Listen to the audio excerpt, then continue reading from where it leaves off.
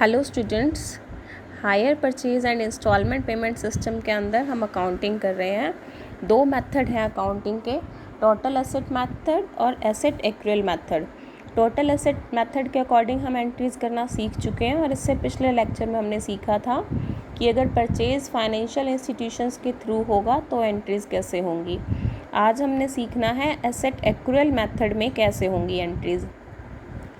Vendor account बनाने होते हैं, वेंडर की बुक्स बनानी है और हायर परचेज़र की बुक्स बनानी है। वेंडर की बुक्स के अंदर कोई डिफरेंस नहीं आएगा, हायर परचेज़र की बुक्स के अंदर डिफरेंस आएगा।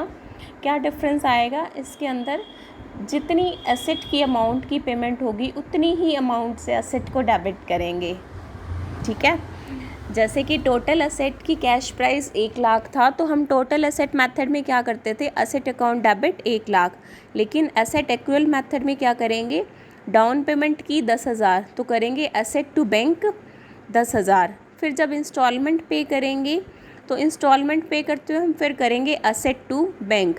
अब अगर इंस्टॉलमेंट के अंदर इंटरेस्ट जुड़ा हुआ है तो इंटरेस्ट के लिए करेंगे इंटरेस्ट टू वेंडर और असेट की वैल्यू के लिए करेंगे असेट टू वेंडर। और अगर इंस्टॉलमेंट के लिए अंदर इंटरेस्ट नहीं जुड़ा हुआ तो हम पूरा जो वो अमाउंट है उसको कर देंगे असेट टू वेंडर और बाकी जो इंटरेस्ट की कैलकुलेशन की होगी वो करेंगे हम इंटरेस्ट टू वेंडर। तो बार बार यहाँ पे डिफरेंस कहाँ आएगा, एक तो ओरिजिनल एंट्री कैश प्राइस से नहीं करनी, डाउन पेमेंट से करनी है। दूसरा, जब जब इंटरेस्ट ड्यू होगा तो एंट्रीज 2 की जगह 3 होंगी। एक होगी असेट टू वेंडर, फिर इंटरेस्ट टू वेंडर और वेंडर टू बैंक। ये 3 एंट्री होंगी जब जब इंस्टॉलमेंट की पेमेंट करनी होगी। वेंडर की बुक्स में हमेशा पहले मेथड के अकॉर्डिंग ही काम होगा। इलस्ट्रेशन देखिए, चेन्नई ट्रांसपोर्ट कंपनी ने मोटर कार खरीदी है मुंबई मोटर कंपनी से। हायर परचेज एग्रीमेंट पे 10,000 रुपये कैश देके और आगे कहा है कि 3 इंस्टॉलमेंट होंगी 10,000 ईच। हर एक इंस्टॉलमेंट 10,000 की होगी जो 31 मार्च को देनी होगी। कैश प्राइस है 37,250। तो अब देखो, डाउन पेमेंट 10,000, इंस्टॉलमेंट्स की वैल्यू हो गई 30,000, टोटल कितना हुआ 40,000। कैश प्राइस से ज़्यादा है, इसका मतलब इंस्टॉलमेंट्स के अंदर इंटरेस्ट जुड़ा हुआ है। इंटरेस्ट की रेट है 5% पर एनम और चेन्नई कंपनी जो है वो डेप्रिसिएशन लगाती है 10% पर एनम पे रिड्यूसिंग बैलेंस मेथड से। अब डेप्रिसिएशन जो है ये असेट की पूरी वैल्यू पे लगेगा, 10,000 पे नहीं लगेगा। कैश प्राइस है 37,250, डेप्रिसिएशन भी लगेगा 37,250 पे। हमने क्या करना है, चेन्नई ट्रांसपोर्ट कंपनी यानी कि हायर परचेज़र की बुक्स में एंट्रीज़ करनी है जो कि असेट एक्रूअल बेसिस पे अकाउंट्स मेंटेन कर रहे हैं। एंट्रीज़ नहीं करनी है, अकाउंट्स बनाने हैं, यानी कि मोटर कार अकाउंट और उसके बाद में मुंबई मोटर कंपनी अकाउंट, ये 2 अकाउंट बनाएंगे। ये पहले जर्नल एंट्री करके दिखा रहे हैं। पहले तो ये इंटरेस्ट की calculation, cash price 37,250, down payment घट गई, बाकी बचा 27,250। पहले साल का इंटरेस्ट 5% जोड़ दिया, इंस्टॉलमेंट पे की 10,000, बैलेंस कितना रह गया 18,613। इंटरेस्ट बनेगा 18,613 पे, फिर वो टोटल हो गया 19,544। 10,000 की पेमेंट कर दी, बाकी 95,144 बच गया और फिर 456 बैलेंस इंटरेस्ट हो गया और 10,000 की पेमेंट हो गई। यहाँ पे आप एक चीज़ और करेंगे, इंटरेस्ट अब देखो पहली इंस्टॉलमेंट कितनी दे रहे हैं 10,000, उसके अंदर इंटरेस्ट कितना जुड़ा हुआ है 1,363। तो इसका मतलब असेट के नाम के कितने दे रहे हैं 10,000 माइनस 1,363, जो भी बैलेंस आएगा वो 8637 आएगा आई थिंक। इसी तरह से जब दूसरी इंस्टॉलमेंट दे रहे हैं 10,000 तो उसमें इंटरेस्ट कितना जुड़ा हुआ है 931। इसका मतलब असेट के नाम के कितने दे रहे हैं 9,069 69। इसी तरह से जब लास्ट इंस्टॉलमेंट दे रहे हैं 10,000, उसके अंदर इंटरेस्ट जुड़ा हुआ है 456, असेट के नाम के कितने दे रहे हैं 9544। ये ध्यान रखना है। एंट्रीज देखो, जब मोटर कार आई तो एंट्री 10,000 से, क्योंकि डाउन पेमेंट कितनी है 10,000 की डाउन पेमेंट है। ठीक है, उसके बाद में motor car to vendor, vendor to bank.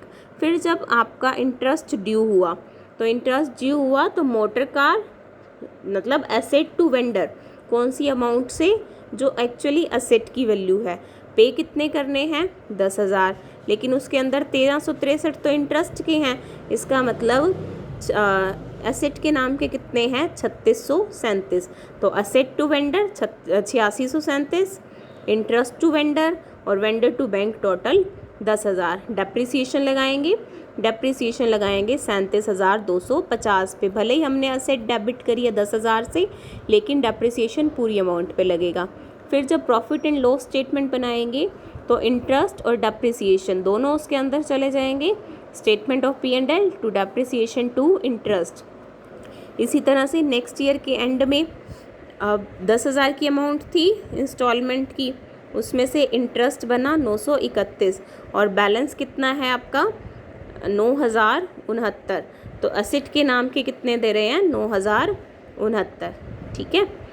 उसके बाद में पेमेंट कर दी, डेप्रिसिएशन लगा दिया, स्टेटमेंट ऑफ P&L में ट्रांसफ़र कर देंगे। फिर लास्ट ईयर में भी ऐसे ही करेंगे, 10,000 की इंस्टॉलमेंट है। अब यहाँ पे ये कंबाइंड एंट्री कर दी, asset debit, interest debit to vendor. ये एंट्री पहले अलग अलग कर रहे थे, असेट टू वेंडर, ये देखो एसेट टू वेंडर और interest to vendor. Last year में आपको ये कंबाइंड एंट्री करके दिखा दी है, asset debit, interest debit to vendor. आप कंबाइंड एंट्री भी कर सकते हो और इंडिविजुअल एंट्रीज भी कर सकते हो। I hope it is clear. Next आगे चलते हैं। मोटर कार अकाउंट बनाया टू बैंक 10,000, डेप्रिसिएशन घटाया 3725। अब मार्च 31 को एक इंस्टॉलमेंट और ड्यू हो गई थी, तो एंट्री हुई थी असेट टू वेंडर। तो टू वेंडर कितने से हुई थी 8,637 से। तो ये हो गया क्लोजिंग बैलेंस। इसी तरह से जिस हिसाब से जर्नल एंट्रीज करी हैं उसके अकॉर्डिंगली अकाउंट बनते जाएंगे। Similarly Mumbai motor car company जो है, इसमें बाय मोटर कार भी करेंगे 10,000 और टू बैंक करेंगे 10,000। By motor car by interest to bank, यहाँ पे क्या होगा बैलेंस CD नहीं बचेगा, क्योंकि जितना हम पे कर रहे हैं उतने से ही हम असेट को डेबिट कर रहे हैं, ठीक है। तो यहाँ पर बैलेंस CD बैलेंस BD नहीं होगा, हर बार अकाउंट जो है वो निल होगा, क्लोज हो जाएगा। नेक्स्ट टॉपिक है आपका गुड्स ऑफ स्मॉल वैल्यू। अब यहाँ पे क्या किया, देखो एक कार बेची, तो एक कार बेचने के लिए हमने एक पर्सन का अलग से अकाउंट बना दिया, राधे श्याम का बना दिया, मोहन का बना दिया, सोहन का बना दिया। लेकिन एक छोटा बिजनेस है, मतलब बिज़नेस तो बड़ा है लेकिन छोटी गुड्स ऑफ स्मॉल वैल्यू में डील कर रहे हैं। वॉशिंग मशीन्स बेच रहे हैं हायर परचेज सिस्टम में, दिन की 10 वॉशिंग मशीन बेच रहे हैं, एक राम को, एक मोहन को, एक सोहन को, एक मतलब इस तरह से। तो हम हर एक पर्सन का अलग अलग अकाउंट इसमें नहीं बनाएंगे, तो इसमें क्या करेंगे एक ही अकाउंट बनाएंगे, हायर परचेज ट्रेडिंग अकाउंट, क्योंकि इट इज़ नॉट फिजिबल कि हम महीने के अंदर 40 प्रोडक्ट बेचें, तो 40 लोगों के अकाउंट बनाएं और फिर उसको मैनेज करें कि इसकी इंस्टॉलमेंट आ गई, इसकी इंस्टॉलमेंट आ गई।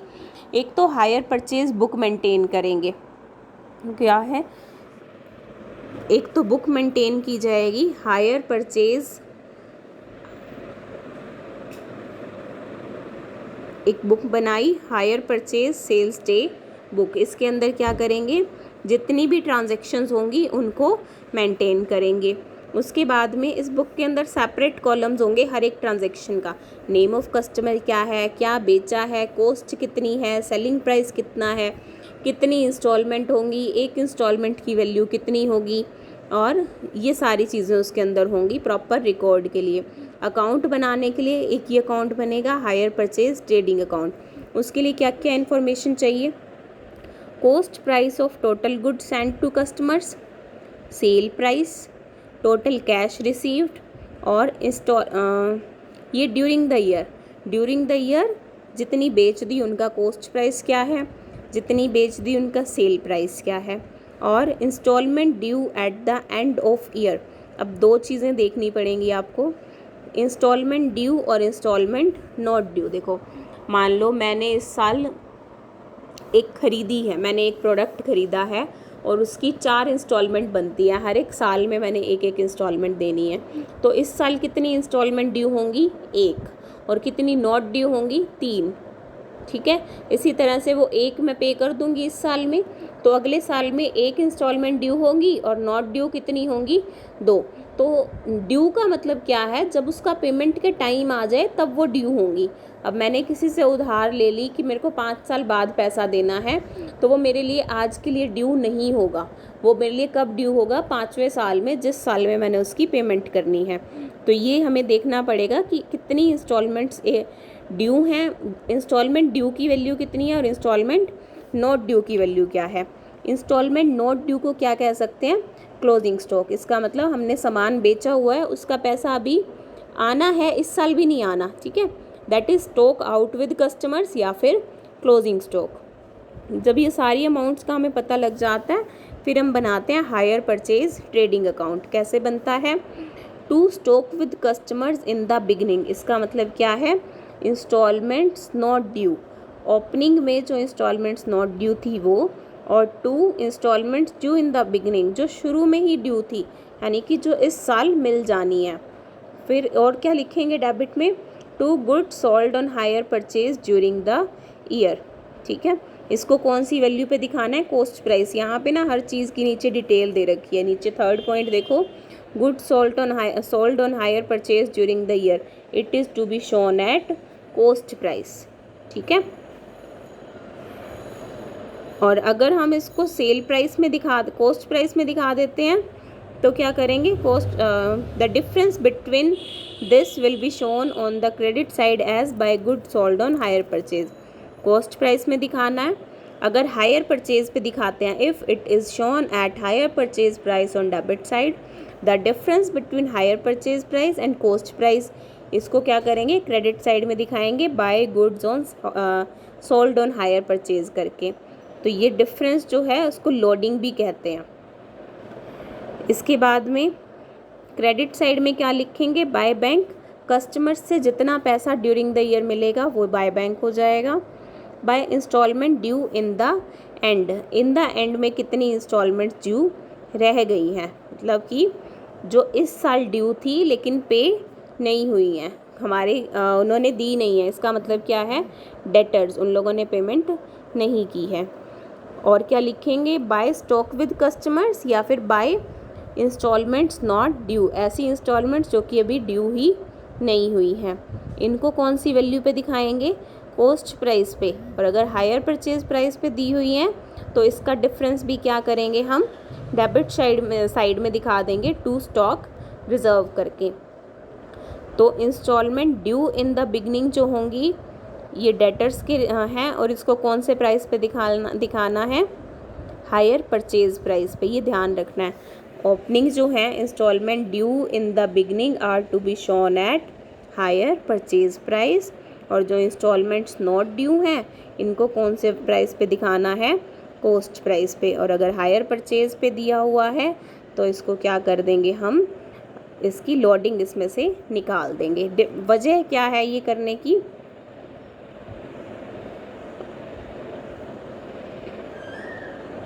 ऐसा करने की वजह क्या है, वजह ये है कि जो हमारे ड्यू हो चुकी हैं, यहाँ पे था इंस्टॉलमेंट ड्यू हो चुकी हैं। अब देखो जो ड्यू हो चुकी हैं इसका मतलब वो हमें मिलनी है। उसके लिए हमें यूँ है कि वो हमारा रेवेन्यू बन चुकी हैं, तो उसको हम बढ़े हुए प्राइस पे दिखा सकते हैं। और जो नॉट ड्यू हैं, जो अभी तक ड्यू ही नहीं हुई हैं, तो हम उसके ऊपर अभी से अपना हक नहीं दिखा सकते हैं, तो हम उसको अपना प्रॉफिट हुआ मान नहीं सकते, इसलिए उसको दिखाते हैं कॉस्ट प्राइस पे। As per the rule of conservatism, कि कोई भी अगर कोई अगर लॉस हो गया तो हम उसको लॉस पहले ही मान लेते हैं, नहीं हुआ, होने वाला है तो हम उसको पहले ही मान लेते हैं। लेकिन प्रॉफिट होना है फिर भी हम उसको पहले प्रॉफिट नहीं दिखाते। इसीलिए जो हमारी इंस्टॉलमेंट अभी तक ड्यू हुई नहीं है उसको हम कॉस्ट प्राइस पे दिखाएंगे, और जब वो ड्यू होंगी तभी हम उनको हायर परचेज प्राइस पे दिखाएंगे। That is it. इलस्ट्रेशन देखिए, 1 मई को मोदी ट्रेडर्स ने एक मशीन बेची है 10,000 की हायर परचेज सिस्टम पे, 20% प्रॉफिट ऑन कॉस्ट, 10% कॉस्ट है, और उसके अंदर प्रॉफिट कितना कमाते हैं वो 20% कॉस्ट पे। प्रॉफिट कितना हो जाएगा, 2,000, हायर परचेज प्राइस हो जाएगा 12,000। पेमेंट कैसे करनी है, 12 मंथली इंस्टॉलमेंट होंगी 1,000 की, ठीक है। Payable eight the end of each month. हमें हायर परचेज ट्रेडिंग अकाउंट बनाना है 31 दिसंबर 2004 को, और हम क्या एज्यूम कर रहे हैं कि सारी इंस्टॉलमेंट ड्यू अप टू 30 नवंबर 2004 मिल गई हैं, उसके बाद नहीं मिली हैं। अब देखो 1 मई को बेचा है तो इंस्टॉलमेंट कब कब ड्यू हुई होगी? 31 मई, 30 जून, 31 जुलाई, 31 अगस्त, 30 सितंबर, 31 अक्टूबर, 30 नवंबर और 31 दिसंबर। ये कितनी हो गई आपकी? 8 इंस्टॉलमेंट ड्यू हुई होंगी इस साल में, और कह रहे हैं कि 30 नवंबर तक मिल गई। इसका मतलब कितनी मिल गई? 7 इंस्टॉलमेंट का पैसा मिल गया, 7,000 मिल गए। देखो अकाउंट, सबसे पहले जो ड्यूरिंग द ईयर सेल करते हैं उसको लिखते हैं to good sold during the year. इसको हम कॉस्ट प्राइस पे लिखते हैं 10,000 पे। अदरवाइज़ हम इसको अगर हायर परचेज प्राइस पे लिखते हैं तो क्या करते हैं? क्रेडिट साइड में उसकी लोडिंग लिखते हैं। यहाँ डेबिट साइड में 12 लिखा है तो क्रेडिट साइड में देखो लास्ट में लिख दिया by good sold during the year loading, यानी कि 20 डिवाइडेड बाय 120 ऑफ 12,000। वो 2,000 यहाँ से घट गए। नेट बैलेंस देखोगे तो वही हुआ डेबिट 10,000 से। अब क्रेडिट में देखो बाय बैंक इंस्टॉलमेंट 8 ड्यू हुई, मिली कितनी है?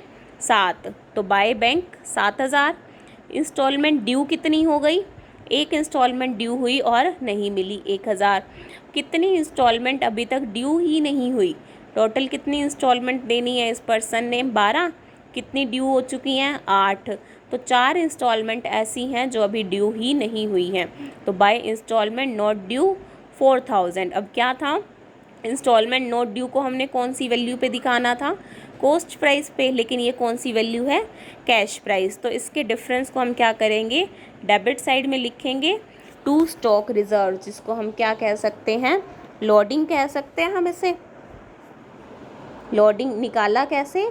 4,000 इंटू 20 डिवाइडेड बाय 120। अगर हायर परचेज प्राइस 12,000 है तो कैश प्राइस है 10,000 और लोडिंग कितना है? 2,000। तो अगर हायर परचेज प्राइस 4,000 है तो लोडिंग कितना हो गया? इंटू 2,000 डिवाइडेड बाय 12,000, यानी कि इंटू 2 डिवाइडेड बाय 12। लोडिंग आ गया 667। टोटल करेंगे, क्रेडिट साइड का टोटल ज़्यादा है, डेबिट साइड का टोटल कम है। डिफरेंस आपका आ जाएगा प्रॉफिट, तो 2 P&L अकाउंट बैलेंसिंग फिगर, वो चला जाएगा P&L में। Calculation of missing figure. अगर कोई क्वेश्चन के अंदर कोई अमाउंट नहीं दे रखी है तो हमें क्या करना होगा? सारी अमाउंट्स देख के एक मेमोरेंडम अकाउंट बनाना होगा और मिसिंग फिगर की कैलकुलेशन करनी होगी।